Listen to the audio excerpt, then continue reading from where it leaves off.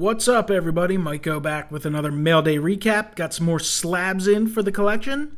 Figured I'd share them with you. None of these are Hall of Famers. Some of them are players that mean something to me.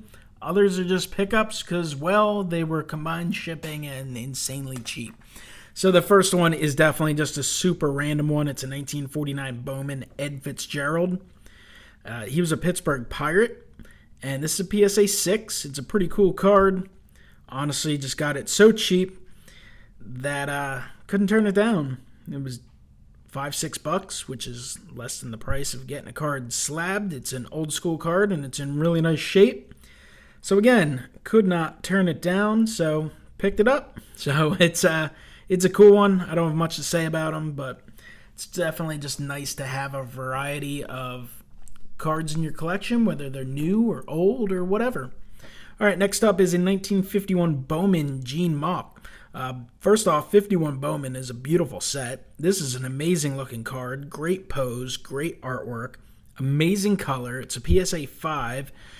Mauch was a Phillies manager of the 1964 Phillies. So this is a really cool card with a tie to the Phillies. I believe this is his rookie card. And it's just super nice. Like, that's awesome, that old school Boston Braves uniform. Just an absolutely beautiful looking card. So happy to pick that one up. Next up, a guy who was a really good player, Bobby Brown, PSA 5, 1952 Bowman. Sweet slabbed card. Obviously a ex-Yankee, so there's always collectability for the Yankees. Again, just got it at a really good price. Thought I'd pick it up. Love the look of it. Shout out to Baseball Collector on this one. I know he has some cool Bobby Brown stuff. Next up, if it comes apart from the one behind it, is a 1957 Tops Gus Triandos PSA 5. Really nice card there. Again, big fan of 57 Tops. Gus Triandos, former Oriole, had a interesting reference in The Wire. Gus Triandos. Who's Gus Triandos? Was a catcher with the Orioles back in the day. I mean, my brother had his card. Sorry looking motherfucker, man. I mean, he looked like this little kid who got left at a bus station by his parents. You know why? Because he had to catch Hoyt Wilhelm's knuckleball. 5 fucking years. The worst gig in baseball. It was like trying to catch a greased pig with wings. I mean, he even told a reporter once, Wilhelm nearly ruined me. Gus Triandos. Big, slow guy. For those who've watched The Wire, hard to believe that show came on the air, I think, 17 years ago, but fantastic show for sure.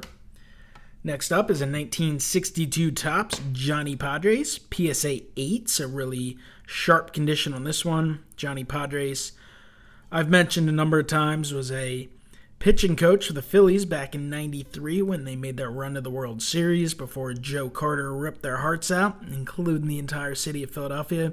But Padres was an excellent pitcher, had a really nice career, really impactful on some World Series teams.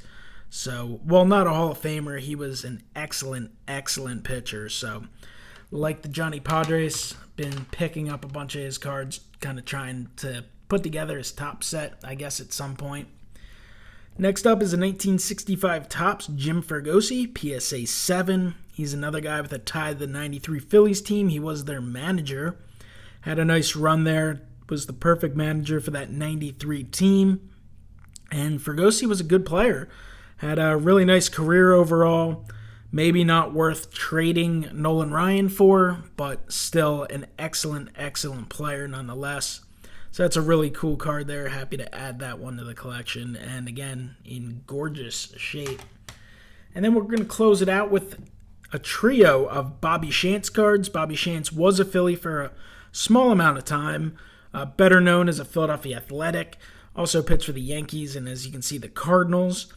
This is a PSA 6. Bobby Shantz is from the area. Lives not far away.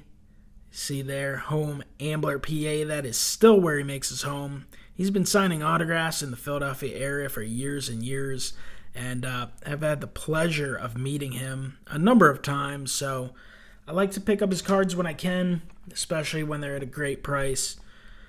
Even though I never was fortunate enough to see him pitch, I, again, feel like almost I have that connection because I've met him several times over the years. So this is a really sweet one here. The nice 54 Tops. You got the nice Athletics logo, the action shot, the close-up shot. Just a beautiful card of, again, just an awesome player. A guy who at the age of 90 and above will break your hand if you're not prepared during that handshake, and just very generous with his time for collectors.